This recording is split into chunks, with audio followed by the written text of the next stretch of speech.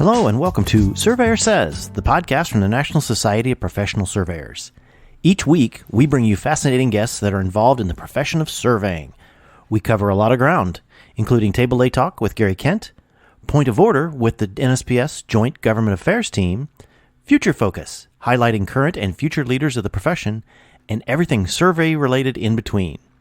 Thanks for joining us here on the podcast, and hope you enjoyed listening to this episode of Surveyor Says.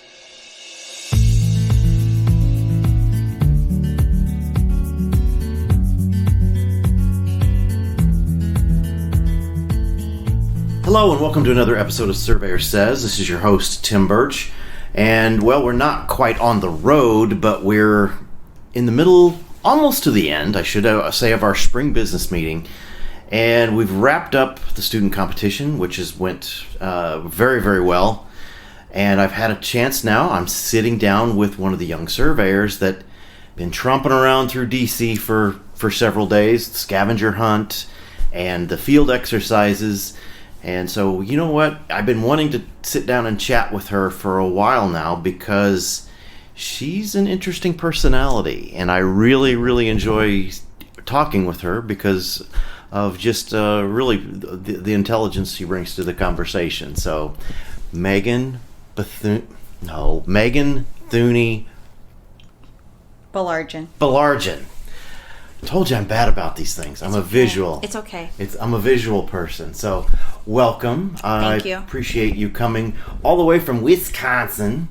And you know, we've talked about before how you're following in the footsteps of some strong personalities coming out of Wisconsin of the female persuasion that I really lots of good friends that I have, and so I'm just glad to have you on. Thank you for coming and sitting down and chatting with me. So I guess first off, we got to say, who is Megan, and where do you come from? Where's your education? What are you doing, and how the hell did you end up being a surveyor? I really appreciate you inviting me on the show. I've been really excited about this for a really, really long time, and I really want to jump in with both feet to the whole organization aspect of surveying. My name is Megan Theune-Baillargeon. I'm from Milwaukee, Wisconsin. I grew up in Milwaukee, born and raised in Milwaukee. As far back as my lineage that I know, it's nice. All Milwaukee. So you're a Brewers fan?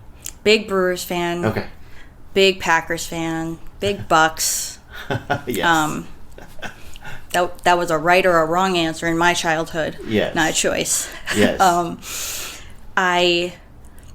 I went to a suburb of Milwaukee for my first 12 years of school. I actually went to Greenfield High School. Oh yeah, Greenfield. Okay.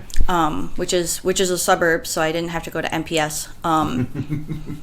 Yes. And when I knew for a very, very long time that I really wanted to go into the engineering field. When I was a little girl, I played with ropes. I played with pulleys. I did simple machines in the backyard. Nice. That was my independent game of choice.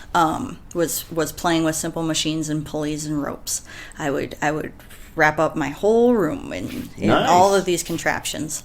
So somebody said the word engineer from a very young age, and I knew, and so I looked into that for a very long time, and I looked into mapping briefly, and then realized that cartography was basically gone with Google, and kind of brushed over that for not very long, but that was something I looked into, but thought it wasn't really a career. I was part of Milwaukee School of Engineering. Is a private school in Milwaukee. Good school. It's a great school. They sponsor a high school program called Project Lead the Way. Oh, and yes, so yes. I was involved in Project Lead the Way all through high school. And so my CAD experience starts from when I was a freshman in high school. Wow. Cool. And kept growing from there. And I took all of those classes. That was one of my very favorite teachers of all time was my engineering teacher, Mr. Roshan. And those were male-dominated classes, which was just fine with me. Mr. Roshan made sure they knew that I was kicking butt just like they were. Good. And I was still undecided at the end of high school what branch of engineering I might want to go into. And my mom had secondary education. My dad went to trade school. My dad was a welder, a HVAC technician. And so I had a pretty good understanding of all of my options and knew that college wasn't the only answer, but I wanted to start out right away because I didn't want to take a gap year. So I went to UW Waukesha, which is a 2-year college. I figured I can start on some general education while I still figure out who I am, and maybe I'll figure out what branch of engineering I want to go into before I spend a ton of money in a direction that might not be the right direction. And I was also in some of their pre-college programs, so I already knew faculty on campus. Oh, nice. I had a job from day one of freshman year. I absolutely loved my time at UW Waukesha, and I finished with an associate's degree with an emphasis in engineering. I took a couple of engineering classes there. Still, in my final semester, I still really didn't know what branch I wanted to go into. I kind of liked civil, but I'm not very good at physics. And, I had been introduced to structural. MSOE has an architectural engineering program, which is something that's only offered at 2 schools, which might say something about the job market. So my entire plan after graduation was, well, I'll teach swimming lessons again this summer, and we'll see what happens in September, I guess. That was my entire plan. And one of the faculty members on campus said, Megan, you know AutoCAD. Do you have some decent experience? And I said, yeah, I have quite a bit of experience with AutoCAD. I started in high school. Why? And she said, well, my husband really needs some help at work. My husband would really like to hire somebody that knows some AutoCAD. And I said, okay. My first thought was, it's in my job field-ish. Mm-hmm. I would love a job that's not swimming lessons, even though I love that job too. And so she said, well, let me call him up right now. And I was like, I don't know about right now. And she's like, no, right now. I'll let him know that you have some AutoCAD experience. I told him I would talk to you. And I was like, okay, sure. I guess I'll talk to someone new on the phone right now. Yeah. And no pressure. Exactly. I didn't know what I was signing up for. I knew I would be using AutoCAD. That's the extent of what I knew. And he said, well, we have a land surveying firm. What do you really have experience in? And I told him what I had experience in because I still didn't know what I was signing up for. And he said, okay, well, I can get you in on Friday. Can you come in on Friday for an interview at BW Surveying? And I said, sure. And I hung up the phone, and I was thrilled that I had an interview. And I said, I told myself I should probably figure out what survey means before Friday. And I didn't do that homework. And I showed up for the interview, still didn't know what surveying was. He said, well, here's how Civil 3D works. The owner, Bob Wetzel, he said, here's how Civil 3D works. Here's a survey plat. We need this redrawn into Civil 3D so we can create some field notes. If you can redraw this survey, this subdivision plat, you're good. And I said, do you want to see my resume? And he said, no. And I said, okay. Wow. And then he came back a couple minutes later and said, my wife's probably going to want to look at that. I should probably grab a copy for my wife because she's going to ask. And then every couple of minutes, he would come over and answer a question that was answered by my resume. Because he would rather have a conversation than read a piece of paper that I worked so hard on. And he's not the most social butterfly, but he was really trying. I clearly did not fit in that space, but he hired me because I was able to redraw the subdivision. Wow. And then he said, can you start on Monday? And I was like, sure. And then I really decided that I should figure out what surveying was. And it was frustrating at first. I had a lot of frustrated days, but I really think I got a solid foundation from that jumping in with both feet environment and blindfolded. Completely blindfolded. It was the owner, my coworker who was was associated with the faculty member. The owner's wife did the books, and that was it. That was the entire company. Wow. I was told that he cleaned off his desks because I was showing up. Because the desk had been full of stuff for years. That's funny. And they made sure the computer worked before I came in. And then I was going in because I was still in school. I was wrapping up school, and so I would come in and I would draft. I would mostly draft for the field notes so that I had a good safety and it didn't have to be checked too thoroughly. And I developed great relationships with those two. Nice. And then eventually I got to start doing field work. I wasn't running the gun, but I think there's a pipe over here. How about you dig for a while? Well, I go do more topo, which made the most sense. And, okay, we're going to go shoot this section corner. Okay, I need you to set up the instrument. Okay, I need you to sketch up the house. I can't tell you how many houses I've taped. Mm-hmm. All right, we're staking out this house. I need you to pound the hub so that we can go faster. And you earned your stripes. I was the muscle in that company. I tell you what, I feel like I was the muscle. I was not, but I was. And I worked my butt off, and I figured it out, and eventually I was drawing plats. I would draw whatever the putziest plat was, whatever the other two didn't want to draw. Mm-hmm. Something that's really common in Wisconsin is impervious surface. Right. Where you have, and especially if they're thinking about rebuilding or adding, you need to calculate the square footage of every piece of material so that they know what to take out in order to add. And that was my favorite kind of map, and they didn't like drawing those. Oh, so wow.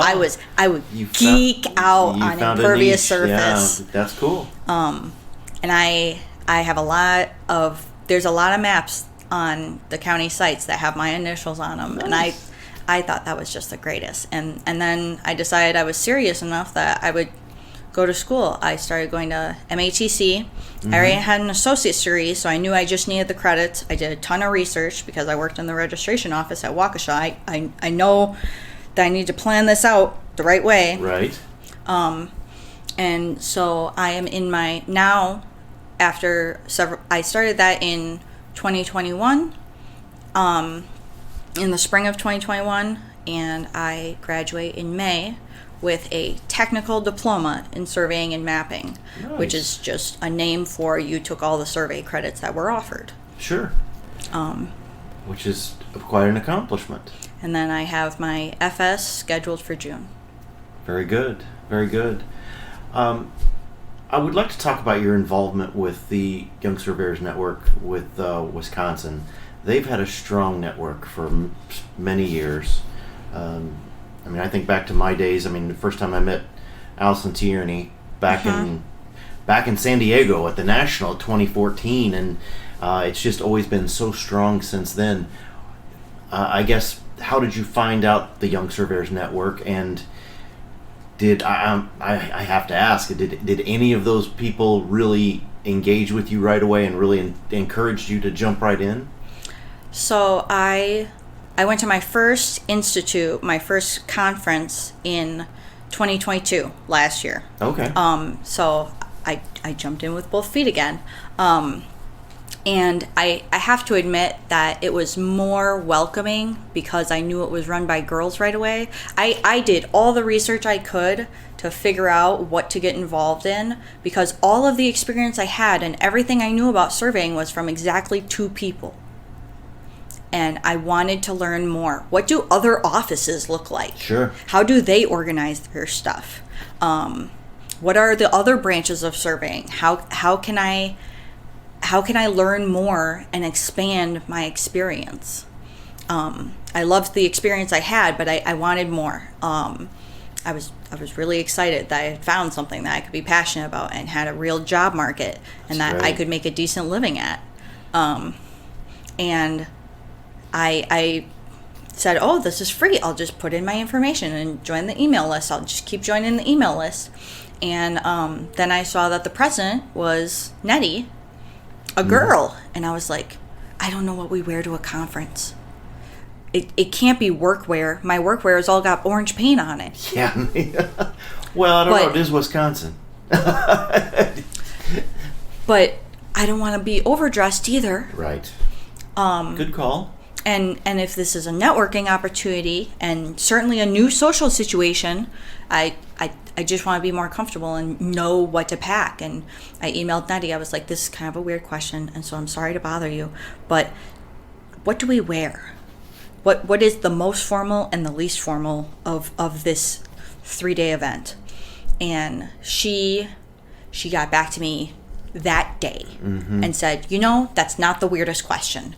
I can totally see where you're coming from. Oh, yes. And I can see how you don't want to wear your work attire, but also you're not wearing office clothes to a 2-man office.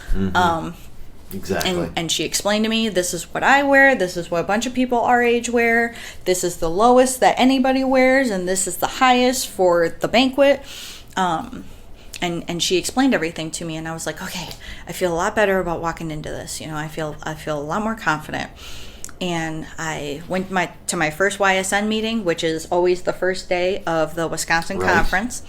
I was probably at that meeting. There's a good chance. I think I was. I saw a whole lot of new faces that day, I have to be honest.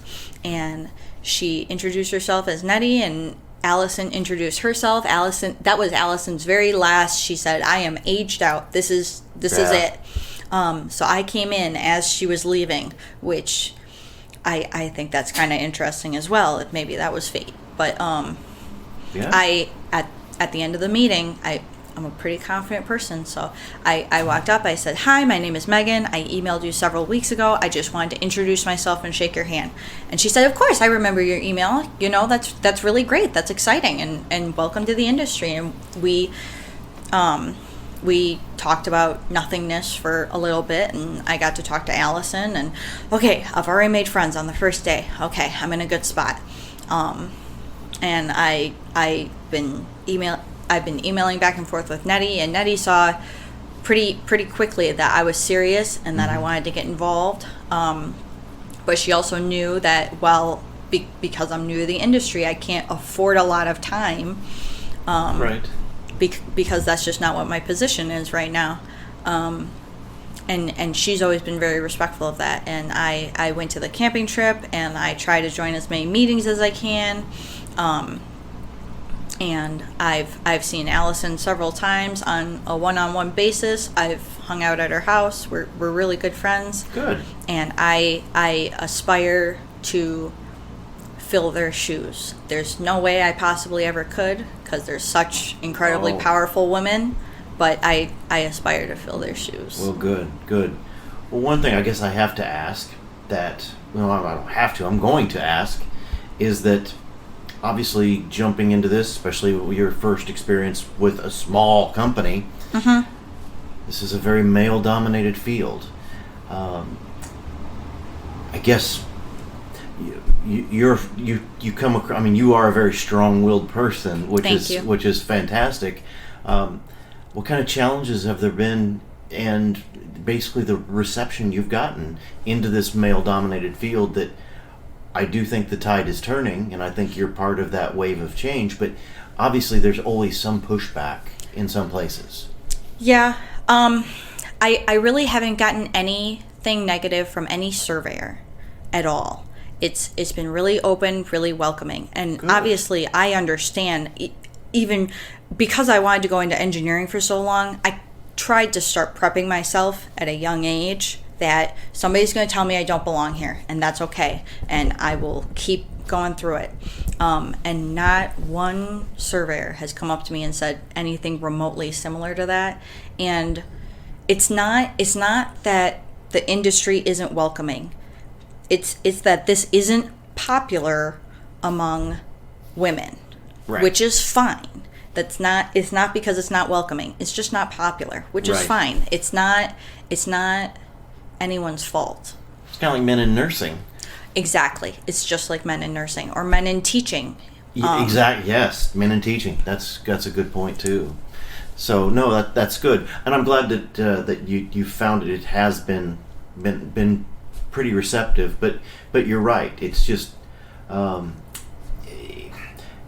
it should be more normalized, and I'm hoping it becomes more normalized. But you're right, because it is such a minority number of women coming in. Of course, it's just it outnumbers. Like, oh, you got to really want to do this because you're here. And most of what I've dealt with isn't anger; it's just ignorance. Right. I would answer the phone at the company, and they would say, "Well, I just wish I could speak to the person that's going to be out here." And I say, "I'm probably going to be out there. Unless I'm throwing up, I'm going to be out there. And they're like, Right. oh, sure, of course. Yes. Sure. Right. You know, and that's just ignorance. They weren't being rude. I've gotten a lot of the, you must be the secretary on the phone. And, you know, when the concrete guy comes up to me on the job site, he's like, okay, well, where's the surveyor? I haven't seen him yet. And I'm like, I'm right here. You know, what do you need? I'm trying to help. That's good. Well, but like I said, and you've got a great personality for not being sheepish and not being a wallflower. And when it's, yep, I'm the surveyor. What needs to get done? Let's get it done. So that's awesome. That's really good. I want to jump back into your educational experience a little bit, because that's how you came across my radar, was this wonderful paper you wrote. And tell us a little bit about the paper itself. Sure. And the inspiration for writing just a very thorough and very well put together document, and that I really want the listeners to go look up. I'll be honest right up front. It was a school assignment. I didn't do that off a whim. No, that's okay. But you were inspired to do it. I wrote the paper for a class called Legal Elements. My teacher gave us several topics to choose from, and I started doing some research on some of the topics and found that it wasn't really, adverse possession isn't really applicable in Milwaukee, not in a city. Right. It just doesn't make sense. And so I couldn't really find a whole lot of examples of it that Sure. were relevant to me. And I was like, I really want to do something that's relevant to me. And at BW, we worked in Racine, Kenosha, and Walworth counties, which Right. is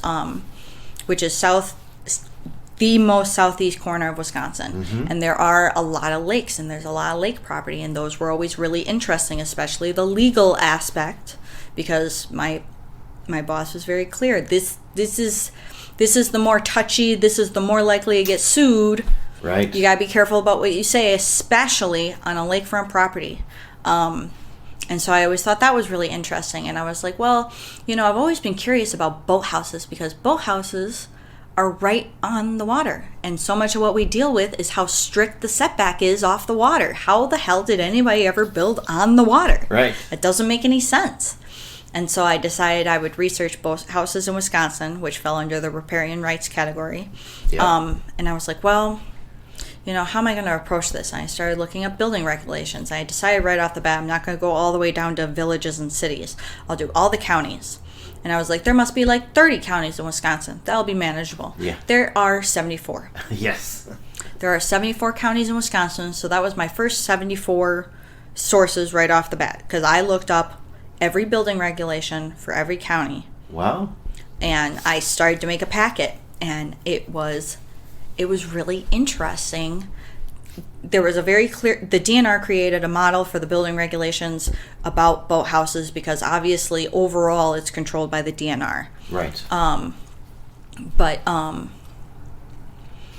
I looked up the regulations for all the counties, and it was interesting to see which counties were more strict and which counties were less strict, and went with just the model and left it at that. And a lot of the rules are trying to prevent you from making it a living space. Right. Make sure that you're accomplishing the goal of a boathouse and not going around the rules and using this as a loophole.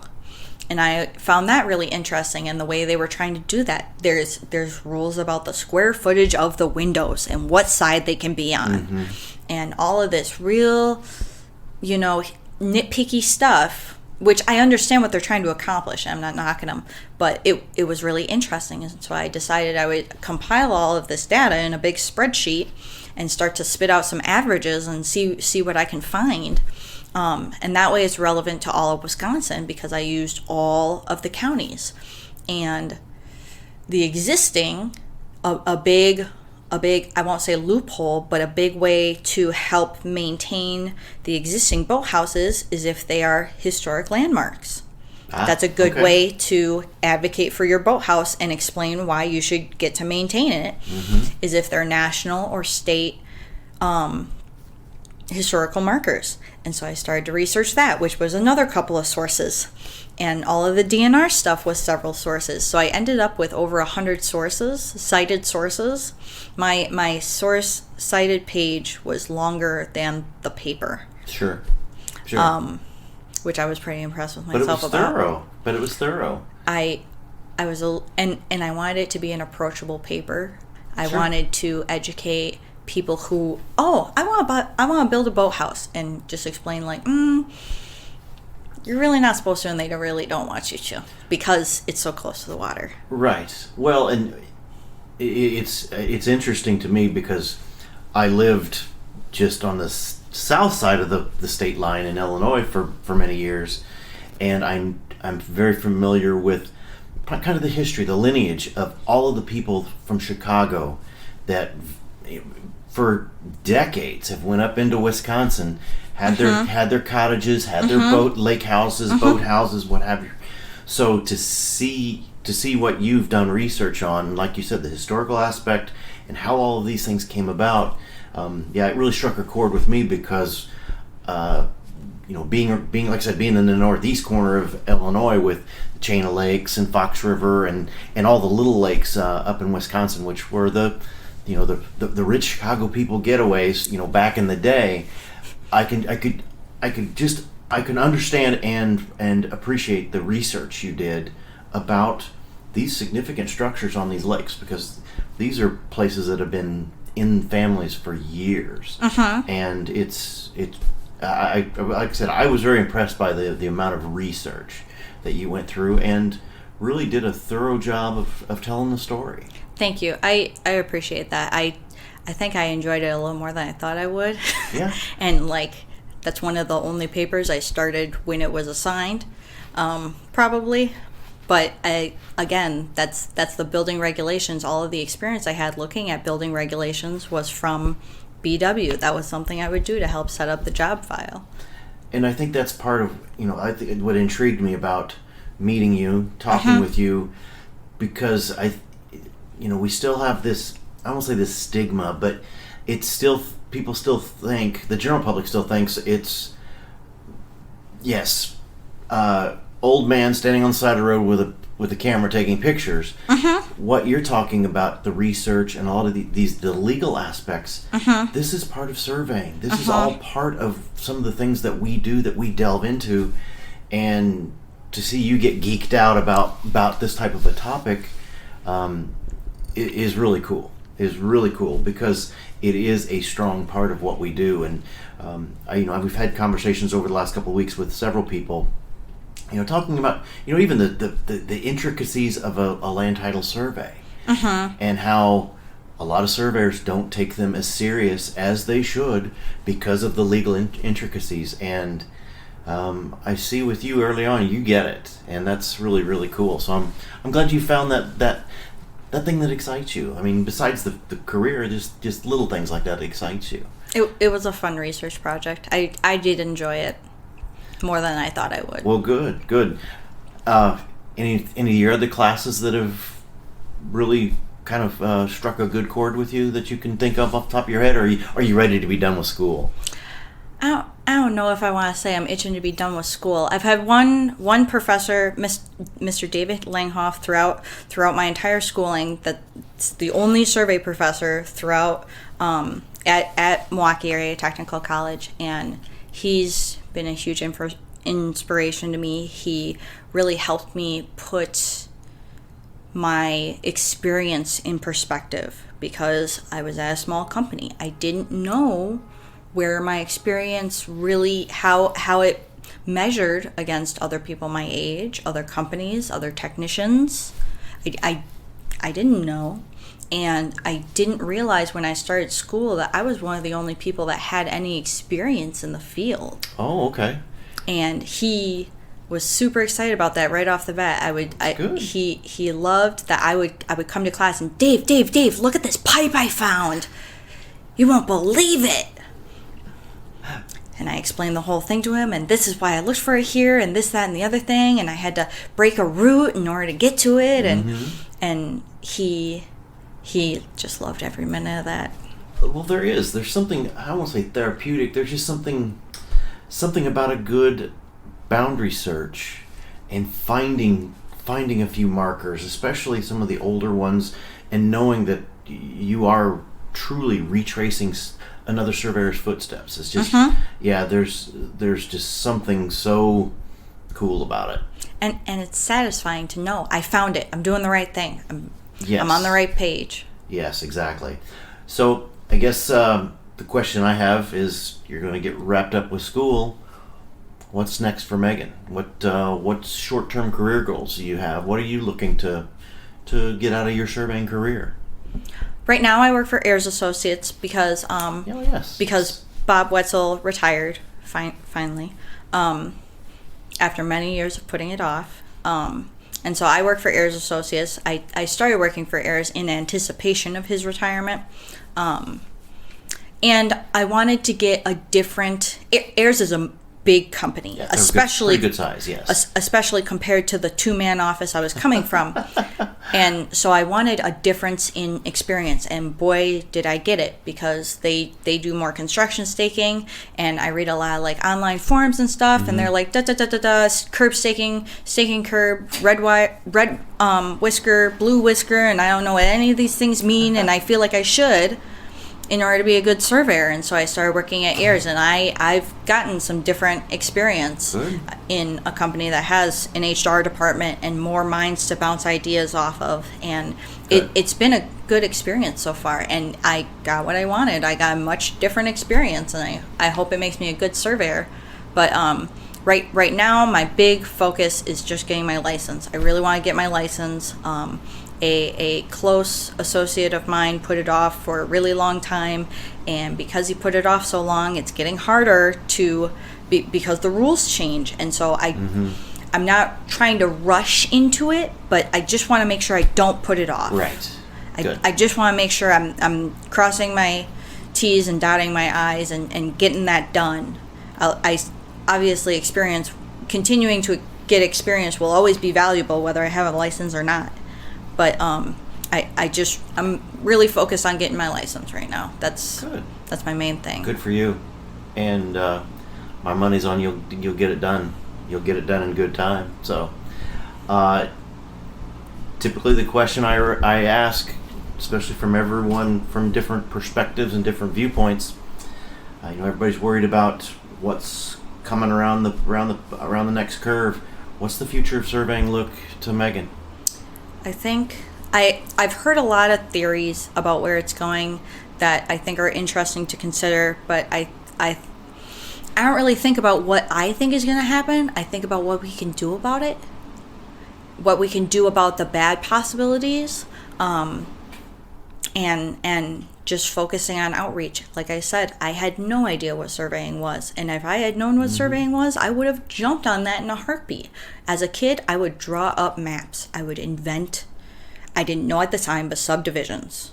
They were totally fictional and had castles and stuff, but I thought I was doing architecture because there were buildings, but I was not. I was creating maps, and I thought that map making was gone with the wind.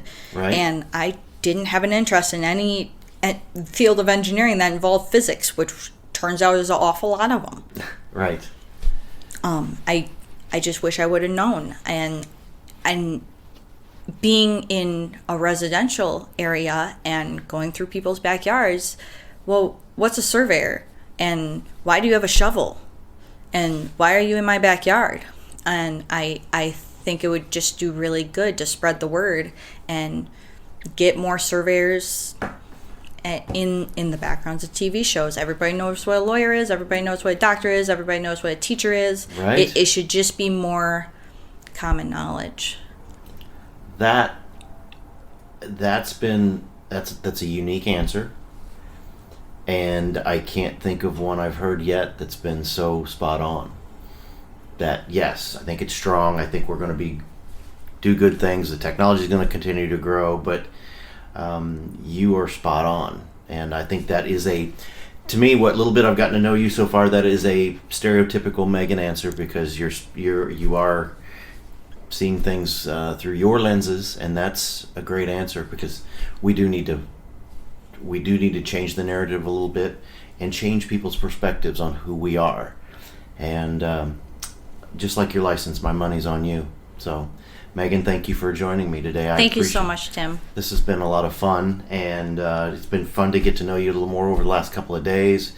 And I think our paths are going to cross a few more times before it's all said and done. And I should hope so. We wish you the best. Thank you. Well, that'll wrap us up for this week of Surveyor Says. If you like us, hit that subscribe button, and we'll talk to you soon. Thanks.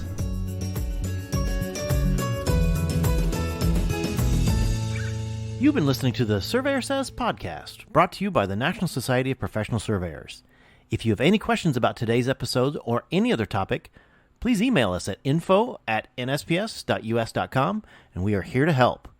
Visit our website, nsps.us.com, to learn more about our association, the programs we administer and support, our sustaining members, and information about future episodes of Surveyor Says. Subscribe to the podcast on iTunes, Apple Podcasts, Google Play, iHeartRadio, Spotify, as well as our podcast host, Podbean. And remember, it's a great day to be a surveyor.